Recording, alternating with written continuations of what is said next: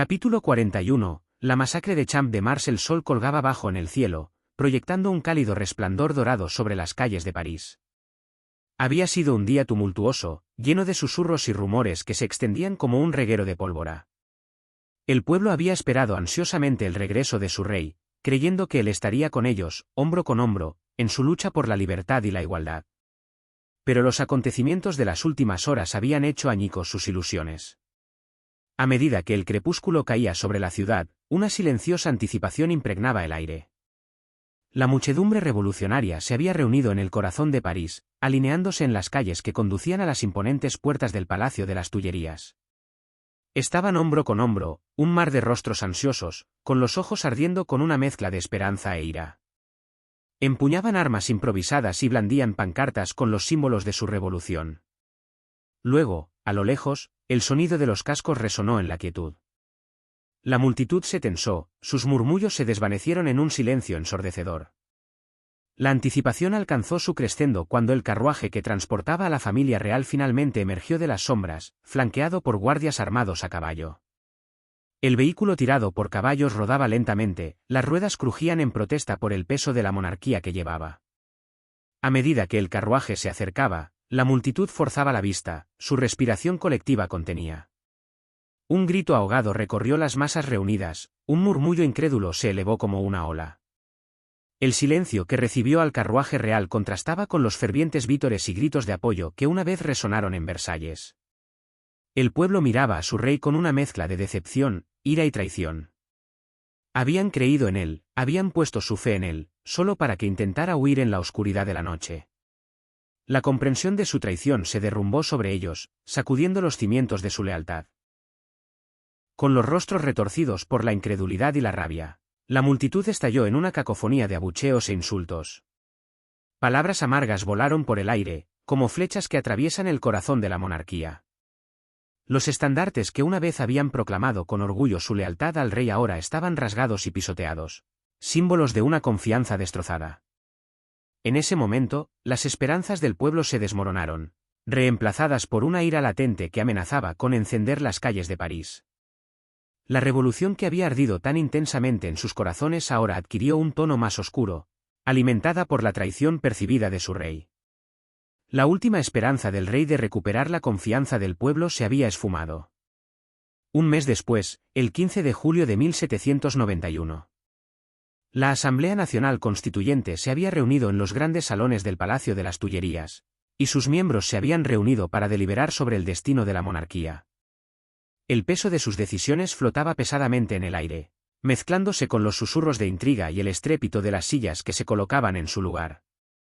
La sala era un hervidero de expectación, una sinfonía de voces ansiosas por dar forma al destino de Francia. Ataviados con sus dignos atuendos, los representantes ocuparon sus asientos. El sombrío estado de ánimo proyectaba largas sombras sobre sus rostros. A la cabeza de la sala, el presidente de la Asamblea declaró abierta la sesión. Los murmullos se calmaron y la habitación cayó en un silencio expectante. Estimados miembros de la Asamblea, comenzó el presidente, su voz resonando con autoridad, nos reunimos hoy para deliberar sobre un asunto de suma importancia, el futuro de nuestra monarquía. Como ustedes bien saben, el rey Luis XVI y su familia intentaron huir de nuestro querido país, un acto que puso en duda la estabilidad de nuestra nación. Es nuestro deber decidir el curso que tomaremos. Un murmullo de acuerdo recorrió la habitación, interrumpido por algún que otro susurro de descontento. Los jacobinos, con su fervor por el republicanismo inquebrantable, estaban dispuestos a presionar para que el rey fuera destituido por completo. Sus voces, rebosantes de fervor revolucionario, estaban ansiosas por derribar los restos de la monarquía y forjar un nuevo camino. Uno de los representantes jacobinos más destacados, Maximilien Robespierre, se levantó de su asiento. Honorables colegas, no podemos ignorar la flagrante traición de nuestro rey. Su intento de fuga ha expuesto su verdadera naturaleza, un monarca que busca evadir la voluntad del pueblo. Te imploro que despojémonos por completo de los grilletes de la monarquía y abracemos una república.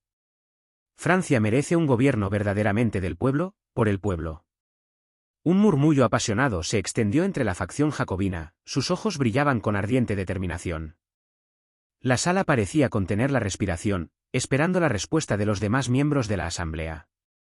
Una voz mesurada, resonando con sabiduría y cautela, se alzó desde el extremo opuesto de la cámara. Mis estimados colegas, si bien las acciones del rey son realmente preocupantes, no debemos perder de vista nuestro deber de mantener la estabilidad y salvaguardar el progreso que hemos logrado hasta ahora. La eliminación completa de la monarquía corre el riesgo de sumir a nuestra nación en el caos. En su lugar, propongo que consideremos una monarquía constitucional, en la que los poderes del rey se reduzcan, y él sirva como una mera figura decorativa bajo la autoridad de la asamblea. Una corriente subterránea de murmullos reverberó por toda la cámara, mientras los miembros participaban en debates susurrados. Las voces de los moderados se mezclaban con las de los jacobinos, y sus argumentos se mezclaban en un tapiz de opiniones contradictorias. El ambiente crepitaba con tensión. El peso de la responsabilidad presionaba sobre los hombros de cada representante. Finalmente, el presidente alzó su mazo, llamando la atención una vez más. Señores, es hora de someter este asunto a votación. Todos los que están a favor de reducir al rey Louis XVI a una figura simbólica bajo la Constitución de 1791, por favor signifiquen levantando la mano. Se produjo un momento de silencio embarazado, mientras los ojos saltaban de un representante a otro, midiendo la resolución y la convicción grabadas en sus rostros. Lentamente, las manos comenzaron a levantarse, una por una, lo que significaba un acuerdo tentativo con la proposición. La mirada del presidente recorrió la sala, observando los votos emitidos y la voluntad de la asamblea que tomaba forma. A favor, la mayoría, anunció el presidente, con la voz resonando con el peso del momento. Se decide que el rey Louis XVI conservará su trono como mascarón de proa simbólico bajo la monarquía constitucional. La sala estalló en una mezcla de reacciones, vítores, suspiros de alivio y murmullos de descontento. El destino de la monarquía estaba sellado, pero los persistentes ecos de la disidencia recordaban a todos los presentes que el camino hacia una nueva Francia todavía estaba plagado de desafíos. Al finalizar la sesión, los representantes se dispersaron. Los jacobinos, George Danton y Maximilien Robespierre se reunieron fuera de la sala. Ahora bien, esto no va a ser favorable para nosotros, Danton, dijo Robespierre con el ceño fruncido mientras peinaba distraídamente su peluca empolvada con los dedos. ¿Y qué debemos hacer, Max? ¿Deberíamos llamar a la gente?, preguntó Danton, mirándole. Así es. Póngase en contacto con Jacques-Pierre Brissot, presidente del Comité de Recherches de París. Pídele que escriba una petición para la destitución del rey y reúnelos en el Champs de Mars. Ustedes también participarán. Bueno, si tú lo dices. 2 días después, el 17 de julio de 1791, una multitud de 50.000 personas se reunió en el Champs de Mars con un único propósito: firmar la petición. La mayoría de la multitud estaba formada por radicales que, al enterarse de la decisión de la Asamblea Nacional Constituyente de permitir que el rey mantuviera su cargo, fueron consumidos por la rabia y la incredulidad. Al darse cuenta de la creciente insurrección, el alcalde de París, Jean-Sylvain Bailly, tomó medidas y convocó urgentemente a la Guardia Nacional para dispersar a los manifestantes. Al frente de la Guardia Nacional estaba Lafayette, montado en su caballo, una figura imponente que supervisaba el vasto mar de rostros descontentos. En medio de la multitud de personas, los ojos de Lafayette vieron a 2 figuras prominentes, George Danton y Camille Desmoulins. «Ah, otra vez los jacobinos», murmuró Lafayette en voz baja. Se aclaró la garganta y habló en voz alta. La ciudad de París está bajo la ley marcial, según lo decretado por la autoridad del alcalde Jean-Sylvain Bailly.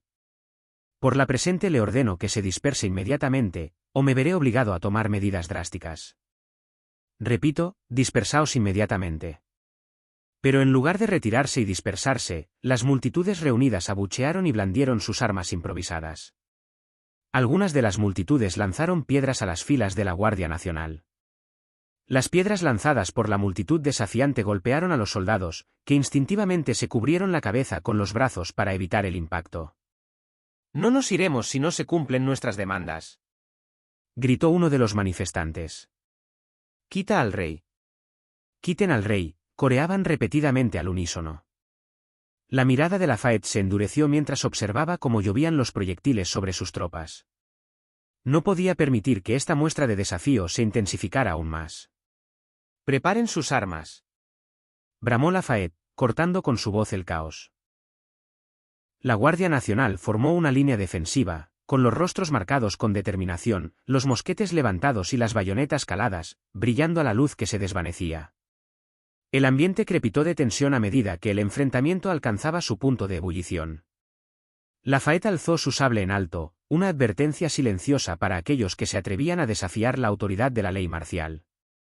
Su mirada acerada recorrió los rostros que tenía delante, cada línea grabada con una determinación inquebrantable. «No me repetiré». La voz de Lafayette retumbó. «Dispersaos ahora o os dispararán». La muchedumbre se tambaleaba al borde del precipicio, su resistencia momentánea luchaba con la comprensión de que los estaban matando. Pero se mantuvieron en sus puestos.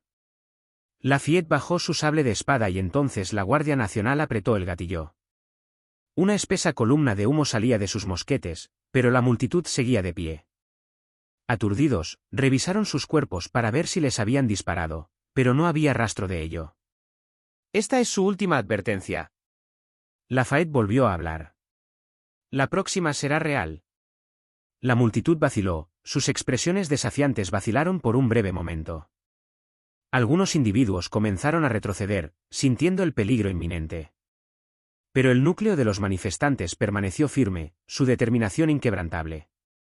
Mientras tanto, George Danton estaba allí, imperturbable por los disparos de advertencia de la Guardia Nacional.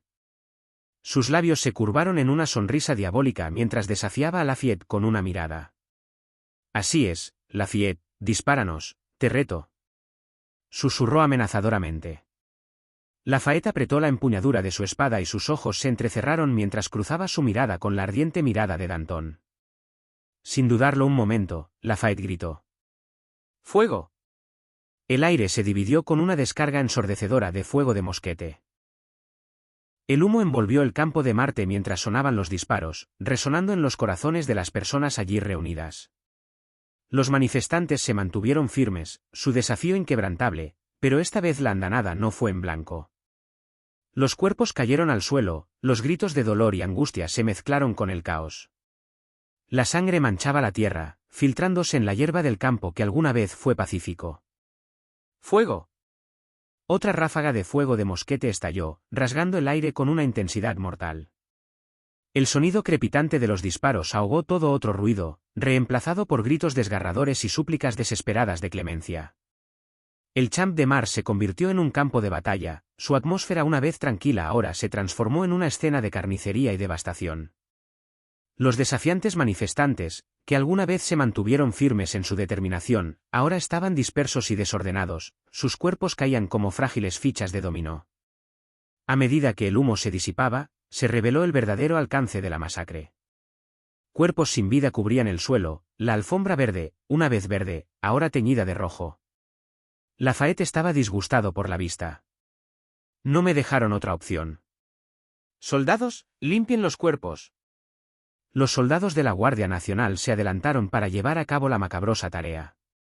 Arrastraron los cuerpos sin vida de sus conciudadanos y los apilaron en una pila sombría. George Danton y su socia, Camille Desmoulins, se reunieron con Robespierre en un lugar no revelado. Escuché que sonaron los disparos, así que mordieron el anzuelo. Preguntó Robespierre, sonriendo. Así es, Max. Con esto, los jacobinos aprovecharán ahora la oportunidad para reunir a más partidarios para nuestras causas. Entonces prepárate para nuestro próximo curso de acción. Robespierre empinó los dedos, con los ojos fríos. Capítulo 42. Un dulce reencuentro 50 kilómetros al norte de París. Napoleón caminaba por la ciudad, llevando un ramo de flores en la mano. Tarareó una melodía mientras echaba un vistazo a las calles desordenadas causadas por la revolución. Nos estamos acercando al clímax de la revolución, murmuró Napoleón en voz baja mientras caminaba a paso firme. La masacre en el Champ de Mars no ha hecho más que demostrar que hay una profunda división dentro de la Asamblea Nacional Constituyente, con los jacobinos pidiendo la destitución del rey y los moderados que querían que el rey siguiera siendo una figura decorativa. Los eventos que se desarrollan en este mundo se están desarrollando de manera similar a su mundo real. Si las cosas continuaran, al año siguiente, el Imperio austríaco libraría una guerra con Francia, comenzando la Guerra de la Primera Coalición, y luego conduciendo a una insurrección de 1792 donde los revolucionarios irrumpieron en el Palacio de las Tullerías, enfurecidos por la amenaza del duque de Brunswick, donde dijo explícitamente que quemaría París hasta los cimientos si algo le sucedía al rey. Después de eso, la proclamación de Francia como república. Deteniéndose en seco, alzó la vista y contempló el edificio que se cernía sobre él. El castillo de Chantilly se alzaba orgulloso y majestuoso. Su grandeza no había sido tocada por el caos que consumía París. Napoleón había oído historias de esta magnífica propiedad, símbolo de la opulencia aristocrática y el refinamiento cultural. La historia del castillo de Chantilly se remonta a siglos atrás, sus orígenes se remontan a la Edad Media. Originalmente una fortaleza, fue transformado gradualmente en un elegante castillo por sucesivas generaciones de la prestigiosa familia Montmorency. No me digas. ¿Ciela compró esto? Cuando Napoleón se acercó a la entrada, un anciano con traje negro, aparentemente de unos 50 años, caminó hacia la puerta. Buenos días, señor Napoleón. Saludó al abrir la intrincada puerta metálica. Napoleón asintió cortésmente en respuesta. Reconoció al hombre, debía de ser el mayordomo de Ciela, Jacques Beaumont. Aprendió de él en una de las cartas de Ciela. Buenos días. ¿Está Ciela dentro? Preguntó Napoleón al cruzar la puerta. Ah, señor Napoleón. Respondió Beaumont con una cortés reverencia. En efecto, la señorita Ciela está dentro, preparándose para su llegada. Ha estado esperando ansiosamente tu visita. Napoleón asintió con aprecio y siguió a Jacques Beaumont mientras se abrían paso a través de los majestuosos salones del castillo de Chantilly. La opulencia y la refinada belleza de la finca lo rodeaban, ofreciendo un marcado contraste con las tumultuosas calles de París. Era un santuario, un refugio del caos exterior. Y cuando Napoleón entró en el gran salón, sus ojos se vieron inmediatamente atraídos por Ciela, de pie en el centro de la habitación, bañada por el suave resplandor de la luz del sol que entraba por las ventanas ornamentadas. Su radiante presencia lo cautivó, cada uno de sus movimientos rezumaba gracia y elegancia. Ciela lució un impresionante vestido con hombros descubiertos.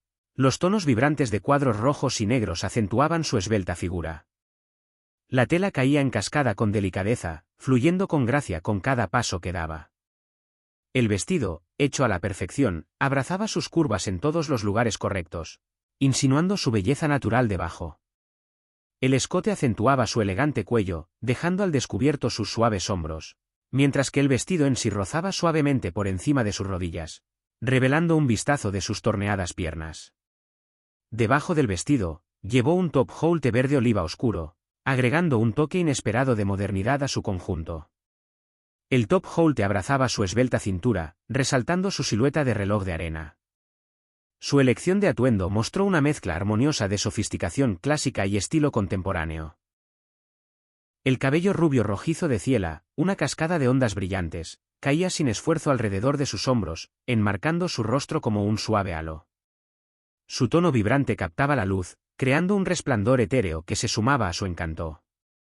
Sus ojos, de un cautivador tono azul, brillaban de alegría, atrayendo la mirada de Napoleón a sus profundidades. Para completar su conjunto, Ciela lució zapatos de cuero negro estilo merijanés, cuyo brillo pulido reflejaba la elegancia del entorno. Las medias negras transparentes añadieron un toque de encanto. Mientras Napoleón permanecía allí, momentáneamente embelesado por la belleza de Ciela, ella se volvió hacia él, sus ojos se abrieron de alegría al verlo. Ella se deslizó hacia él con aplomo sin esfuerzo y luego lo atrapó en un abrazo. Me refiero a Napoleón. Te he echado de menos.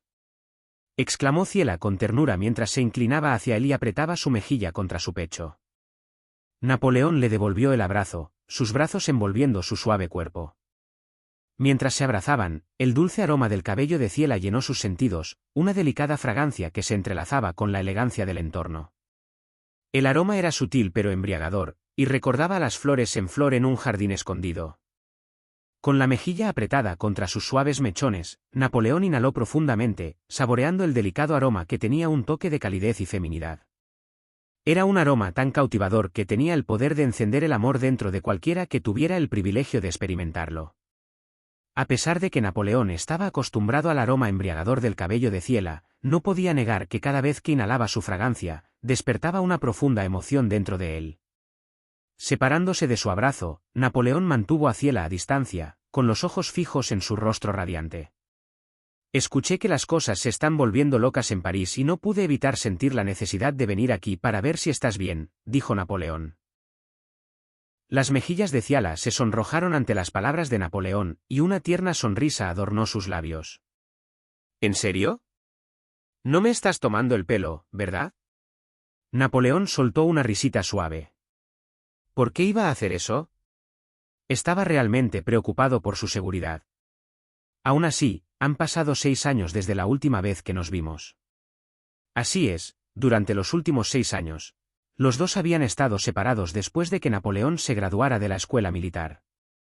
Tras su graduación, justo cuando la historia se desarrollaba en su mundo, se convirtió en el subteniente del regimiento de artillería de la Fere. Sirvió en Valencia y Ausone hasta después del estallido de la Revolución Francesa en 1789. En la historia real, Napoleón trató de ganarse el favor de una figura influyente en Córcega, Pasquale Paoli, que luchó por la independencia de Córcega y fue socio de Carlo Bonaparte.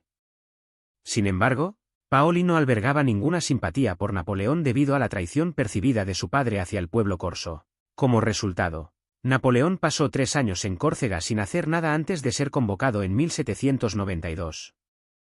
Pero en este mundo, Napoleón no regresó a Córcega, sino que participó en pequeñas escaramuzas contra los realistas en todo el país. Aunque insignificante, Napoleón fue capaz de aplicar lo que había aprendido en la escuela militar y aprender de ello, ya que sabía que en el futuro libraría importantes batallas que decidirían el destino de Francia. En resumen, en los últimos 6 años, Napoleón cumplió con su deber como personal militar y sirvió a Francia. Pero para Ciela fue diferente. Ciela se convirtió en lo que hoy se conoce como industrial. Fue ella quien administró el negocio ferroviario que ella y Napoleón iniciaron en los primeros años de 1786. Con la ayuda de inversores de la alta sociedad, se inició una serie de construcciones ferroviarias en todo el país. Aunque Ciela recibiría instrucción de Napoleón, Ciela demostró ser una líder natural, guiando la expansión y el éxito de su empresa ferroviaria. Pero ese ascenso se detendría en el año 1789 cuando estalló la Revolución en Francia. El caos y la incertidumbre de la Revolución habían planteado importantes desafíos a los negocios de Ciela. El clima político se había vuelto volátil, con una dinámica de poder cambiante y constantes levantamientos que dificultaban el mantenimiento de la estabilidad y la seguridad de las inversiones. Fue un gran reto al que se enfrentó. Pero estaba decidida a no dejar que la revolución destruyera todo lo que tanto había trabajado para construir para su maestro. Ciela sabía que la adaptabilidad y la resiliencia eran claves para superar los obstáculos que presentaba la revolución. Una de las tácticas que empleó fue establecer fuertes conexiones y alianzas dentro de las facciones revolucionarias. Reconoció que alinearse con figuras influyentes que dominaban el panorama político podría proporcionar protección y estabilidad a su empresa ferroviaria. Ciela utilizó su carisma y habilidades de liderazgo para construir relaciones con revolucionarios clave, presentando su negocio como un medio de progreso y modernización para el país. Hizo hincapié en los beneficios económicos que podría aportar un sistema ferroviario que funcionara bien, como el aumento del comercio, las oportunidades de empleo y la mejora del transporte. Al destacar el potencial impacto positivo de su empresa, Ciela obtuvo el apoyo de figuras influyentes que vieron el valor de mantener una industria próspera en medio del caos de la revolución.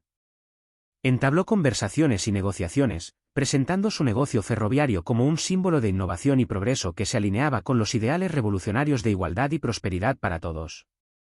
Para mitigar los riesgos asociados a la revolución, Ciela también implementó la diversificación estratégica. Amplió su negocio más allá de los ferrocarriles y se aventuró en otros sectores que eran menos vulnerables a las convulsiones políticas, como la confección, los textiles y la manufactura. Esta diversificación le permitió a Ciela mantener un flujo constante de ingresos y garantizar la supervivencia de su negocio, incluso frente a la incertidumbre. Pero, por supuesto, esta era una historia contada por Ciela a partir de una de sus cientos de cartas, y quedó impresionado por sus habilidades y destrezas. Se preguntaba cuál era el trabajo de Ciela en el mundo original. Aparte de tuber, posiblemente podría ser una mujer de negocios o algo similar a eso. Sin embargo, Ciela demostró ser un activo invaluable para él. Su logro puede haberlo eclipsado, haciéndolo un poco inseguro. Sin embargo, sabía que habría una oportunidad para que él probara su valía y fuera digno de estar a su lado. «Oh, ¿ves esta tela que llevo puesta?», preguntó Ciela, sacando a Napoleón de su ensoñación. «Va a estar en la colección de moda de la próxima temporada. Lo diseñé yo mismo». «Eso es impresionante, Ciela», replicó Napoleón, con una genuina admiración brillando en sus ojos. Volvió a mirar a su alrededor y habló. «Entonces, ¿este castillo, cuánto pagaste por él?». «Debe haber costado una fortuna». Ciela soltó una risita, con un brillo travieso en sus ojos. «Bueno, señor Napoleón, digamos que he hecho una inversión astuta.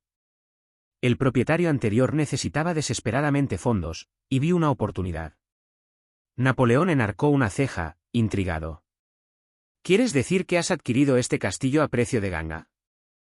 Ciela asintió, con una sonrisa de satisfacción en sus labios. «En efecto». «Oh, por cierto, ¿soy solo yo, o has crecido un poco más?».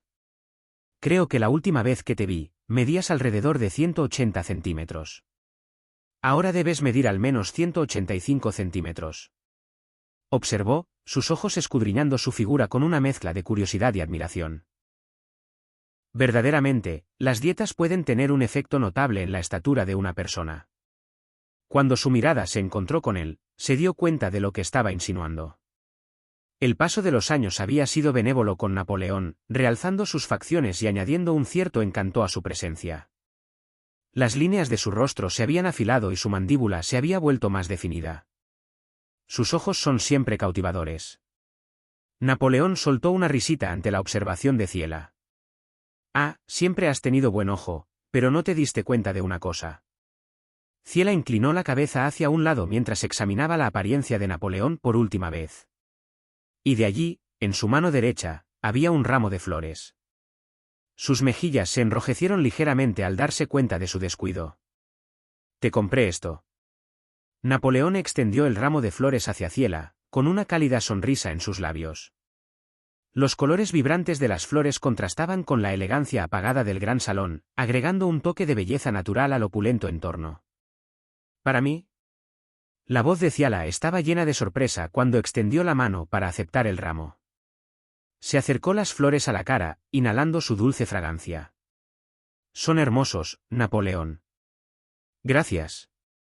Napoleón miraba a Ciela con cariño, apreciando la forma en que sus ojos brillaban de alegría. Era una vista hermosa, y debe admitir que Ciela se está volviendo malo para su corazón por hacerlo sentir un poco loco. Napoleón se aclaró la garganta. «Entonces, ¿por qué estoy aquí, Ciela?». «Tenemos que hablar de esta revolución». «Quiero saber algo». Ciela hizo una seña a una de las criadas que estaba en la periferia del gran salón y pidió que le trajeran una bandeja. La criada obedeció rápidamente, colocando una bandeja con tazas de té y una jarra humeante de té fragante en una mesa cercana. «Gracias», dijo Ciela, con los ojos fijos en Jack. «Jack, ¿podrías tomar esta flor y colocarla en mi oficina?», le instruyó. Jack asintió y tomó el ramo de la mano de Ciela, haciendo una cortés reverencia antes de salir de la habitación con las flores. Cuando la puerta se cerró detrás de él, Napoleón y Ciela se sentaron en un par de sillas ornamentadas cerca de la ventana, con vistas a los extensos jardines del castillo. «Entonces, teniente, ¿de qué parte de la revolución le gustaría hablar?». Capítulo 43. La decisión radical. Antes de empezar, quiero preguntar si esta sala es segura para discutir temas clasificados. Comenzó Napoleón, con los ojos recorriendo el gran salón. «No tienes que preocuparte de que te escuchen, Napoleón, ya que nadie entraría aquí sin mi permiso. Aunque te sugiero que bajes el tono de tu voz», respondió Ciela, adoptando un tono formal en su voz. Napoleón tarareó satisfecho y volvió a hablar. «Ciela, ya que vienes del mundo moderno y sabes muchas cosas sobre esta revolución y mi vida personal, quiero preguntarte cómo se desarrollaría esto. Sobre todo después de la masacre de Champ de Mars». Ciela agarró la taza de té del platillo con gracia y la bebió. Las cosas empezarían a empeorar a partir de aquí, Napoleón. Ciela volvió a colocar su taza de té sobre el platillo con un delicado tintineo, con los ojos fijos en la expresión preocupada de Napoleón.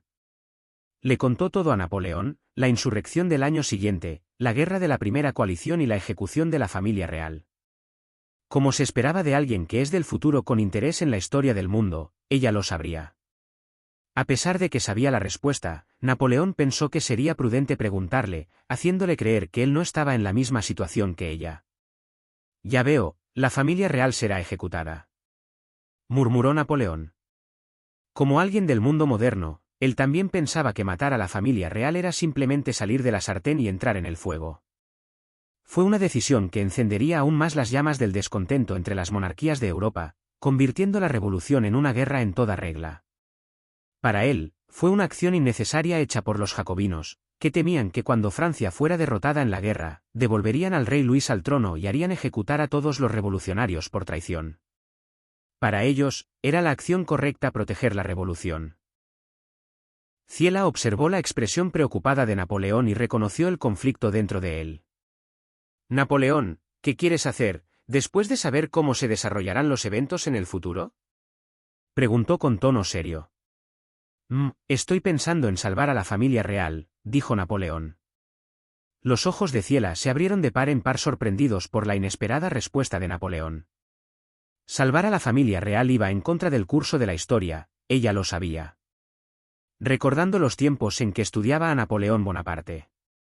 Aunque era pragmático sobre la revolución y solo se preocupaba por su ascenso en las filas, expresó su desaprobación de ejecutar al rey, creyendo que los revolucionarios empeoraban las cosas para Francia. Ciela comenzó a contemplar qué pasaría si Napoleón decidiera salvar a la familia real. Bueno, no hará ninguna diferencia en el ascenso de Napoleón al poder. Habría sido rey en el exilio y se consideraría que había huido de Francia y había perdido el trono.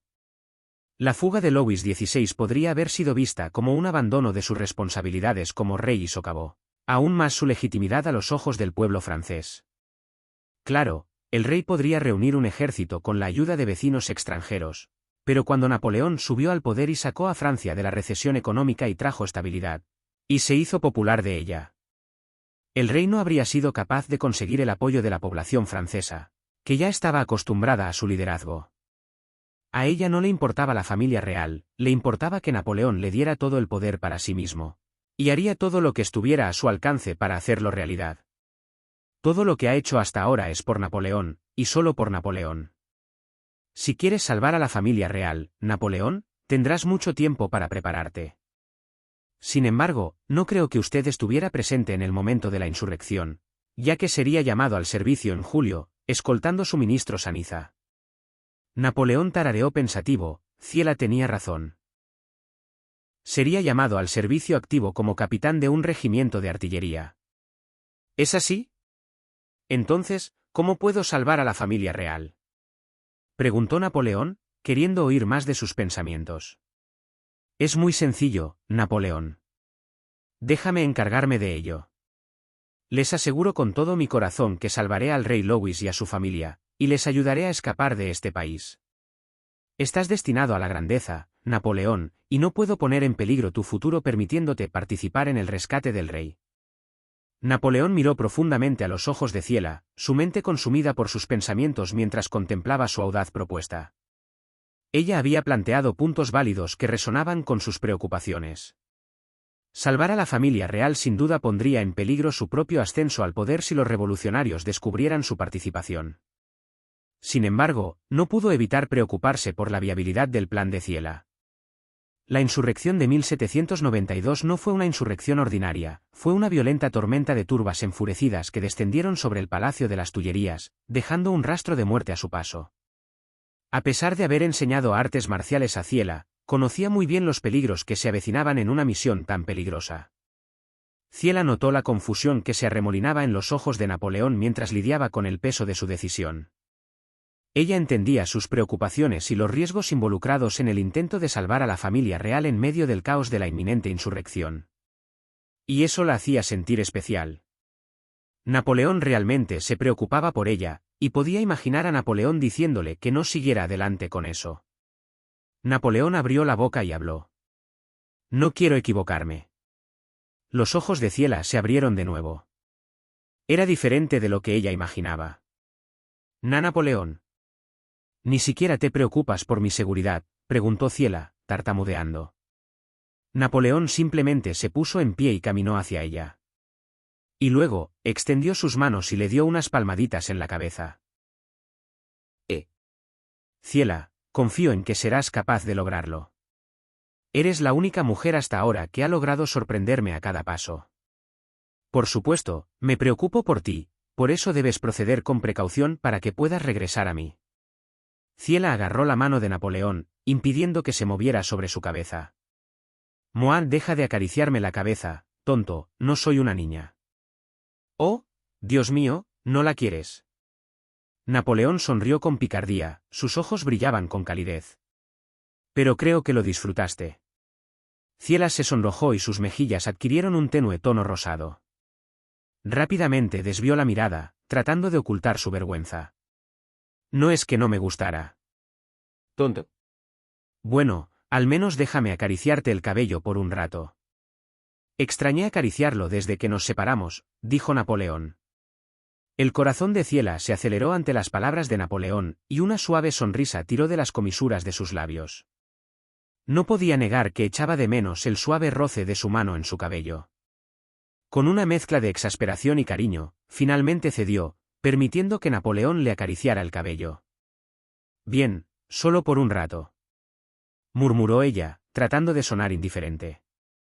Los dedos de Napoleón se entrelazaron delicadamente con su cabello, y la suave caricia provocó escalofríos en la columna vertebral de Ciela. Mientras continuaba acariciando, un silencio pacífico envolvió la habitación. Momentos después, Napoleón decidió romper el silencio. Ciela, quiero que me enseñes este castillo. Ciela giró ligeramente la cabeza y sus ojos se encontraron con la intensa mirada de Napoleón. Ciela sintió una oleada de calor corriendo por sus venas mientras los ojos de Napoleón se cruzaban con los suyos. Había una cierta intensidad en su mirada que hizo que su corazón se acelerara. Ella asintió en respuesta a su petición, su voz apenas por encima de un susurro. Por supuesto, Napoleón. Napoleón soltó su agarre del cabello y se levantó, extendiendo su mano hacia Ciela. Lo tomó sin dudarlo, sintiendo una oleada de emoción y anticipación. Juntos, salieron del gran salón y se aventuraron en los vastos pasillos del castillo. Capítulo 44. La ambición de Napoleón se encendió. Esta es mi oficina. Ciela abrió la puerta, conduciendo a Napoleón al interior. Al entrar en la habitación, los ojos de Napoleón escudriñaron el espacio, contemplando el entorno meticulosamente dispuesto. La oficina estaba inmaculada, cada elemento en su lugar designado, irradiando un aura de orden y eficiencia. Las paredes estaban adornadas con elegantes pinturas, añadiendo un toque de sofisticación a la habitación. Un aroma suave y agradable flotaba en el aire, como si un ramo de flores recién cortadas se hubiera colocado cerca. Napoleón no pudo evitar recordar la delicada fragancia que parecía encarnar a la propia Ciela, elegante y seductora. Su mirada se posó entonces sobre el escritorio, donde había pilas de papeles cuidadosamente organizados. Cada documento parecía estar meticulosamente clasificado y etiquetado. La gran cantidad de papeles sobre el escritorio llamó la atención de Napoleón. Las pilas parecían no tener fin, insinuando las innumerables horas de investigación y preparación que Ciela había dedicado a su trabajo. La curiosidad se apoderó de él, y Napoleón se acercó al escritorio, sus dedos rozando ligeramente la superficie de los papeles. Eran informes comerciales, informes de ventas, análisis financieros, dibujos de ropa para su negocio de ropa. Las últimas revistas científicas publicadas por miembros de la Academia Francesa de Ciencias y mucho más que no se molestó en mirar. Seguro que trabajas muy duro, Ciela, dijo Napoleón mientras se volvía para mirarla. ¿No te estás esforzando demasiado con todos estos esfuerzos? Ciela soltó una risita tímida. Bueno, sin duda es mucho para manejar, Napoleón. En los últimos 4 años, nuestras empresas en ferrocarriles, minería de carbón y hierro han despegado, impulsándonos a una ráfaga de crecimiento y expansión. Debo admitir que hay momentos en los que se siente abrumador. Napoleón asintió comprensivamente, reconociendo el rápido ritmo al que habían florecido sus proyectos. Lo sé, solo puedo imaginar. Napoleón sonrió cálidamente, sus ojos reflejaban admiración. Sobre los ferrocarriles, escuché que los otros países comenzaron a construir los suyos propios. Tienes razón en eso, Napoleón, confirmó Ziela. De alguna manera, los británicos, los prusianos, los austriacos, los rusos y los Estados Unidos pudieron hacer sus propios ferrocarriles basados en sus diseños de locomotoras de vapor. A pesar de que hemos tenido cuidado de mantenerlo en secreto, todavía se filtró. Y ahora los ferrocarriles se han convertido en un fenómeno global. Incluso las máquinas de vapor y las técnicas de producción masiva de acero. Napoleón solo podía reírse, divertido con la idea de que sus diseños, una vez exclusivos, ahora se extendieran por todo el mundo. Esto le dio ideas cruciales.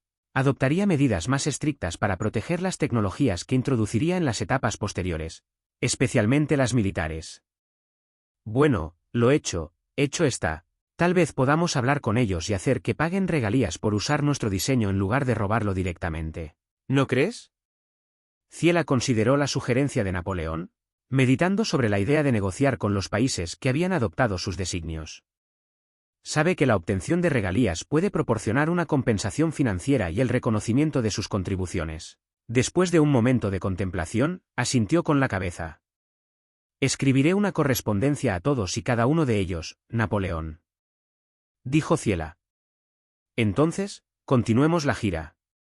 Ziela condujo a Napoleón fuera de su despacho y al gran vestíbulo del castillo de Chantilly.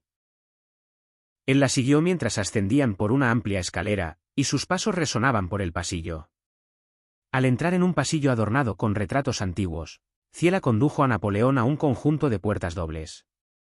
Los abrió para revelar un lujoso dormitorio, cuya pieza central era una cama con dosel intrincadamente tallada cubierta con suntuosa seda. «Este es mi dormitorio», dijo Ziela. «¿Bonito?», exclamó Napoleón en voz baja, admitiendo el interior de estilo renacentista francés que exudaba elegancia y comodidad. Se adentró en la habitación, sus ojos trazando los intrincados patrones y los delicados detalles de los muebles. «Aquí es donde dormirás», dijo Ziela, acercándose a él. «¿Y tú?», preguntó Napoleón. «¿No es obvio?».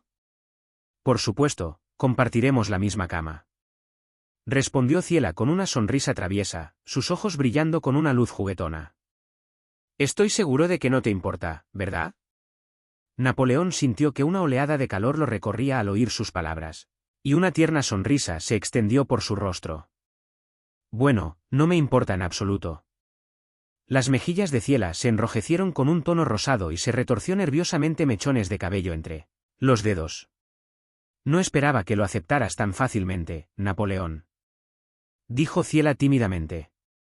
«¿Por qué no iba a hacerlo?», replicó Napoleón con una sonrisa burlona. «Tú eres el que lo mencionó, lo que me hace creer que te sientes cómodo con la idea». Ziela se cubrió la cara y se retorció. «MMN. De todos modos, ¿algún lugar que te gustaría que viera a continuación?». Ziela se asomó entre sus dedos, con las mejillas aún teñidas de rubor. Bueno, la biblioteca. Es una de las mejores partes del castillo», respondió Ziela, recuperando la compostura. «Sígueme».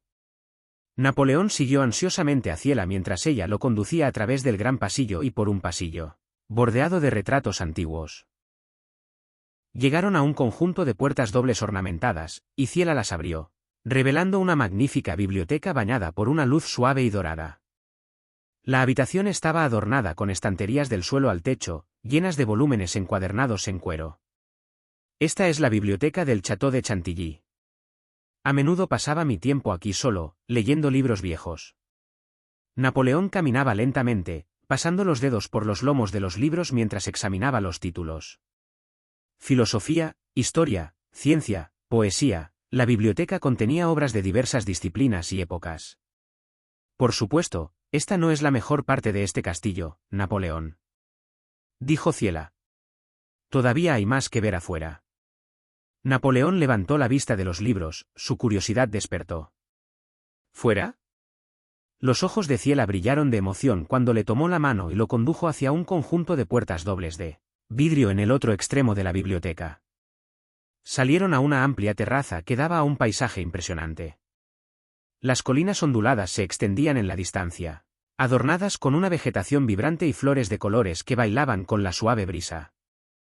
Napoleón examinó el jardín, sus ojos trazando los setos meticulosamente cuidados, los intrincados patrones de los parterres y el foso que rodeaba el castillo. Fue hermoso. La mirada de Napoleón se detuvo un momento hasta que se desvió lentamente hacia Ciela, que estaba de pie a su lado con una admirable sensación de satisfacción en su rostro. No pudo evitar quedar cautivado por su resplandor en medio del encantador entorno. Las curvas de sus labios y la suavidad de su sonrisa parecían reflejar la belleza del jardín mismo. Era como si el mundo se hubiera confabulado para crear una armonía perfecta entre Ciela y el entorno idílico que los rodeaba. Colocó una mano sobre su pecho y sintió los latidos de su corazón, acelerando su ritmo. Más aún rápidamente cuando Ciela se volvió hacia la mirada y le ofreció la sonrisa más hermosa y sincera que jamás había visto. Y en ese momento, Napoleón sintió un impulso repentino. Se inclinó hacia adelante y luego apretó suavemente sus labios contra los de Ciela. Ciela se sorprendió por el repentino movimiento de Napoleón, pero se dejó llevar por la intensidad del momento. Su sorpresa inicial se transformó en una dichosa rendición cuando ella correspondió a su beso. Sus labios se moldearon perfectamente contra los suyos. Segundos después, Napoleón rompió el beso. Sus ojos se cruzaron con los de Ciela mientras ambos recuperaban el aliento.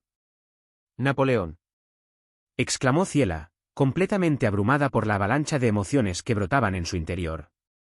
«Lo siento, no sabía lo que había pasado», murmuró Napoleón, con la voz llena de una mezcla de disculpa e incertidumbre. Dio un pequeño paso atrás, con los ojos fijos en Ciela, buscando cualquier signo de incomodidad o confusión. La expresión de Ciela se suavizó cuando extendió la mano y la colocó suavemente en su mejilla. «Está bien», Napoleón lo tranquilizó ella con voz tierna. «No me lo esperaba, pero no estoy molesta». «¿Estás segura?» Ciela sonrió y asintió. «Sí, así que ahora que me has besado, ¿debería tomarlo como tu confesión?» «No estoy seguro», exclamó Napoleón, desviando la mirada. «Ni siquiera estoy en condiciones de ser tu socio. Solo soy un subteniente». Era cierto. Desde que llegó a este lugar, Napoleón se sintió inseguro sobre los logros que ella había acumulado. Aunque la mayor parte del invento fue suyo, fue Ciela quien hizo todo el trabajo. Ciela inclinó suavemente la barbilla de Napoleón, haciendo que volviera a mirarla a los ojos. «¿No te lo dije antes, Napoleón? Estás destinado a la grandeza».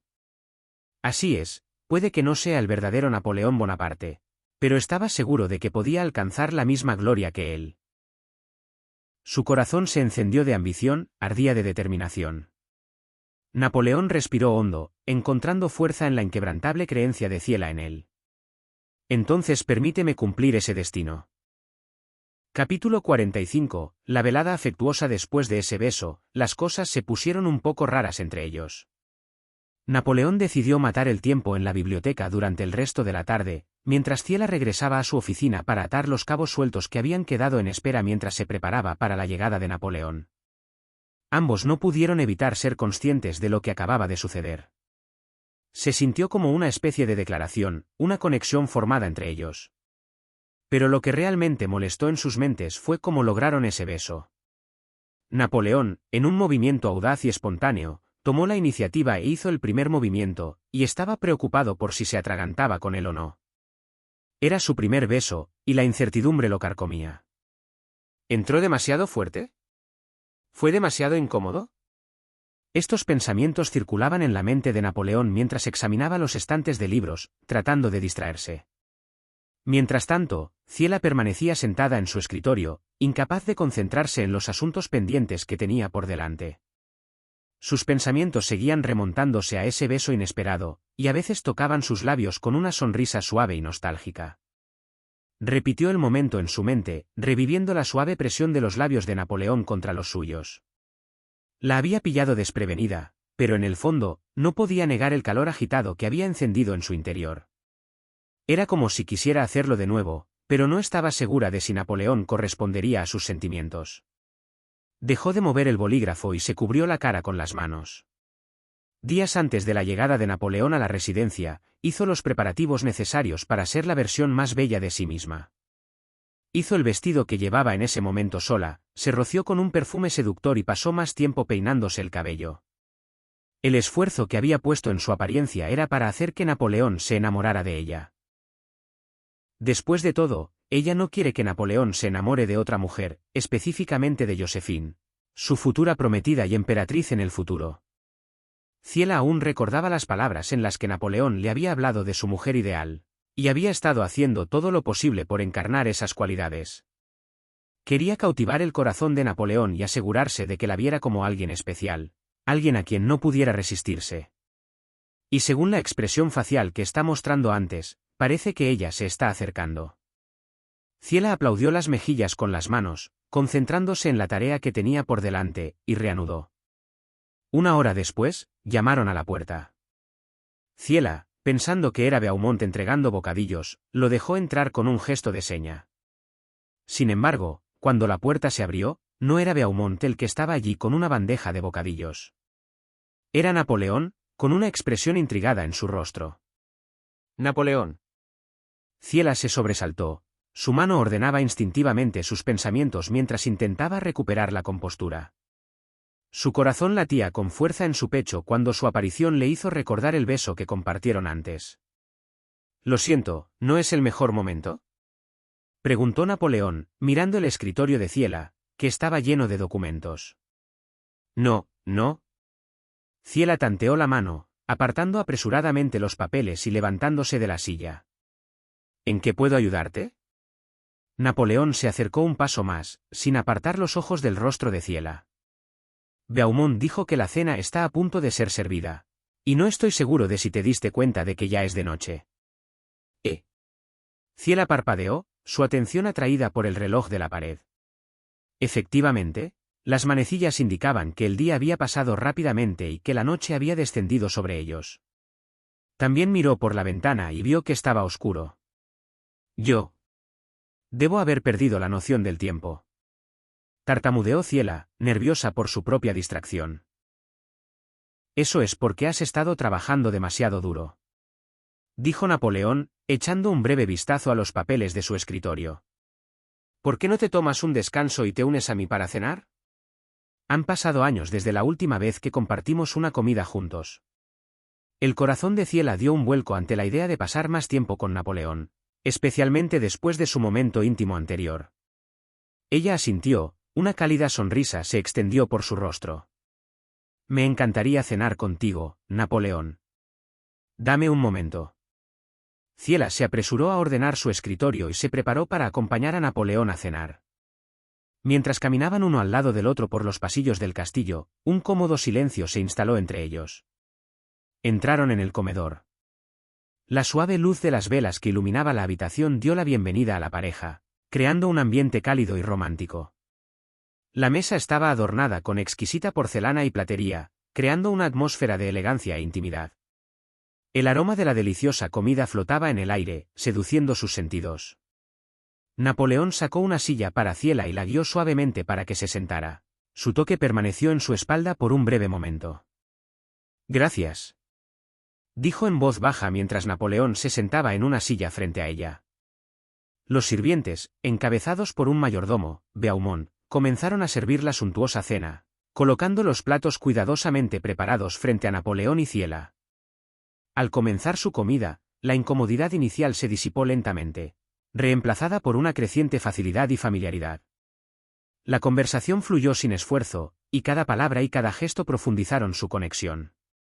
Ciela le contó historias sobre cómo hizo que su negocio fuera exitoso mientras Napoleón estaba estacionado en Valencia y los desafíos que enfrentó cuando se reunió con inversores ilustres que son aristócratas. Hablaba con tanto entusiasmo hasta el punto de que Napoleón se limitó a escuchar con los ojos fijos en su expresión alegre como si se tratara de una película. Puede mirarla a la cara y escuchar su voz toda la noche sin cansarse. Estaba claro para el que Ciela había puesto su corazón y su alma en su negocio, un recordatorio que lo impulsaría a hacerlo mejor en los próximos años. Una hora más tarde, la cena concluyó, con los criados limpiando la mesa y dejando solos en el comedor a Napoleón y Ciela, que seguían charlando. ¿Y tú, Napoleón? ¿Cómo estaban los militares? Bueno, como puedes ver, no fue tan emocionante como tu historia. No pasó gran cosa. Estuve destinado en Valencia hasta la Revolución, donde participé en el mantenimiento del orden. Musitó Ciela. Tal vez algún día compartas conmigo una futura campaña militar. Sería usted la primera en saberlo. Respondió Napoleón con una sonrisa juguetona. Oh, mientras me quede aquí, te ayudaré a administrar el negocio. Bueno, tendrás que ponerte al día. Te enseñaré más tarde en la oficina sobre las empresas, cómo funcionan y las estrategias que empleamos. Entonces estaré a tu cuidado. Sonrió Napoleón y poco después de la cena, regresaron a la oficina de Ciela, donde Ciela pasó 4 horas enseñándole a Napoleón todas las complejidades. Napoleón se comprometió a aprender de Ciela, absorbiendo cada pedazo de conocimiento que ella compartía con él.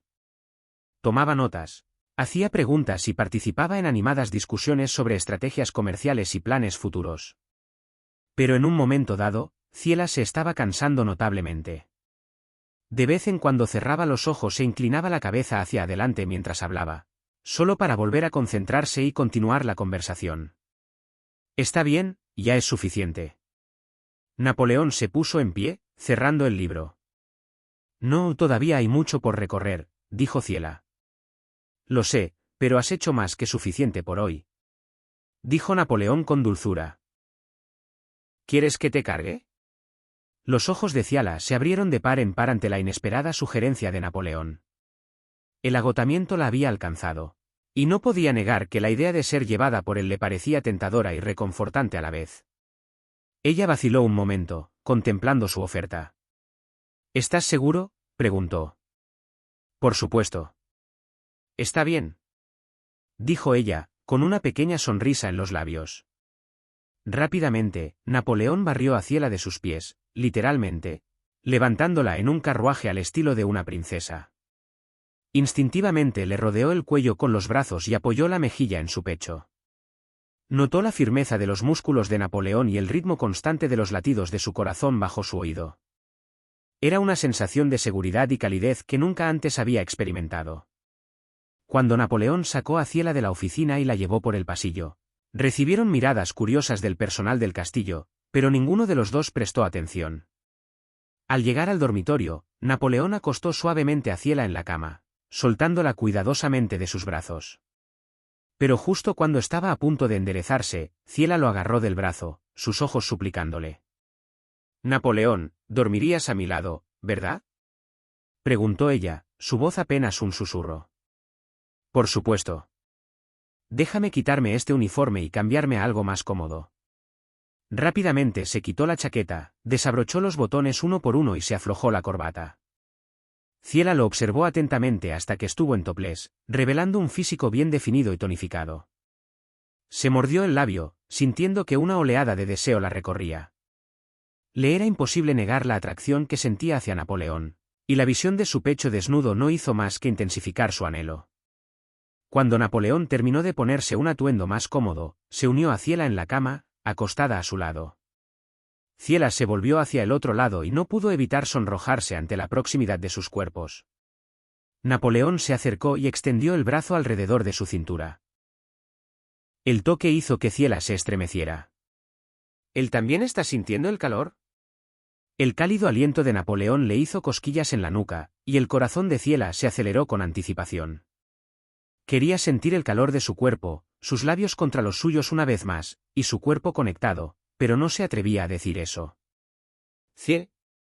¿Podemos permanecer en esta posición por un momento?», susurró Napoleón, estrechándose el abrazo. Ciela tarareó una respuesta. Así que Napoleón no lo siente, ¿eh? Quería abrazarlo por detrás y oler el aroma de su cabello.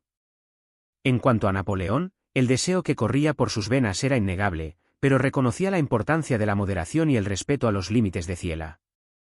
Así que se concentró en saborear el momento presente, encontrando consuelo en la sencillez de su abrazo. Se deleitó con la sensación de sus cuerpos apretados el uno contra el otro, sintiendo el calor que irradiaba la delicada forma de Ciela. La suavidad de su piel contra su brazo envió chispas de electricidad a través de él, y no pudo evitar acariciarla suavemente, recorriendo su brazo con las yemas de los dedos, maravillándose de la suavidad que encontró. Sí, Realmente una gran experiencia. Mientras tanto, Ciela no pudo evitar sentirse cosquilleada por las yemas de los dedos de Napoleón que se arrastraban por el brazo de Ciela. Le provocó un delicioso escalofrío en la espalda.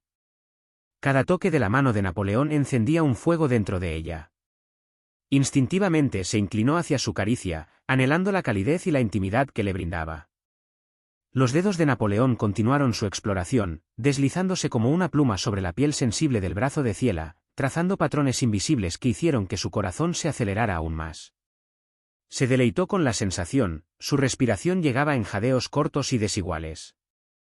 Era como si su tacto hubiera abierto una parte oculta de ella, un lado que anhelaba su afecto, su presencia. Si Napoleón se lo pidiera, ella lo permitiría gustosamente. Pero momentos después, los dedos de Napoleón dejaron de moverse, reemplazados por una respiración profunda como si hubiera caído en un sueño profundo. El corazón de Ciela se hundió de decepción, sus deseos quedaron insatisfechos. Con cuidado de no perturbar el apacible sueño de Napoleón, se volvió de espaldas, y allí vio a Napoleón agitarse en su sueño, con una leve sonrisa en las comisuras de sus labios. Su brazo, que había estado envuelto alrededor de Ciela, aflojó su agarre y encontró una posición cómoda a su lado. Mientras lo miraba, una mezcla de ternura y anhelo llenó su corazón. No pudo evitar maravillarse al verlo, el hombre al que había llegado a querer profundamente. Ciela extendió la mano y apartó ligeramente un mechón de pelo de la frente de Napoleón, y soltó una risita suave. ¿Lindo? Mientras Ciela susurraba la palabra, un rubor tiñó sus mejillas. Se sintió cautivada por el lado vulnerable y amable de Napoleón que rara vez llegaba a ver. Con audacia, Ciela se inclinó hacia adelante, hundiendo la cara en su pecho mientras inhalaba su aroma, sintiendo el ascenso y descenso de su respiración constante. Y entonces se encontró cada vez más somnolienta, el cansancio del día finalmente la alcanzó. Se acurrucó más y cerró los ojos.